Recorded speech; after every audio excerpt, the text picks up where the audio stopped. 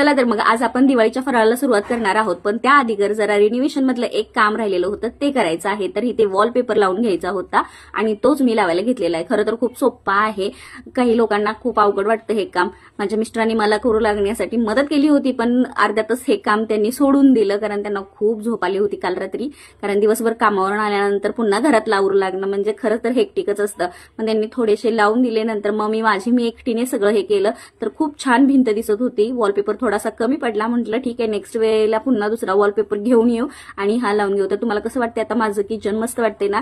तर दुपारच्या जेवणामध्ये मी बनवलेले होते चकुल्या आणि त्याचबरोबर ताक सुद्धा घेतलेलं आहे। काल डीमार्ट मधून ताकाची एक पिशवी आणलेली होती आणि तेच घेतलेलं आहे। तर शिशा उड्या मारत होती माझ्या भोवती, तिला खूप भूक लागलेली होती। त्यानंतर जेवणानंतर मी एक पार्सल ओपन केलं, तर हे पार्सल काय आहे तर हे बघा, रिकामाच बॉक्स निघाला। मी पण पहिल्यांदा घाबरली, म्हटलं बापरे। तर पुन्हा बघितलं तर आतमध्ये हे होतं, हे मी ट्रायपॉड मागवलेलं आहे। खूप दिवस झालं माझं ट्रायपॉड गावाला विसरलेलं होतं, भावाच्या लग्नाला गेली तेव्हा। नंतर मी एक बेसनाच्या लाडवाची रेसिपी बनवली आणि ती तुमच्यावर शेअर केलेली।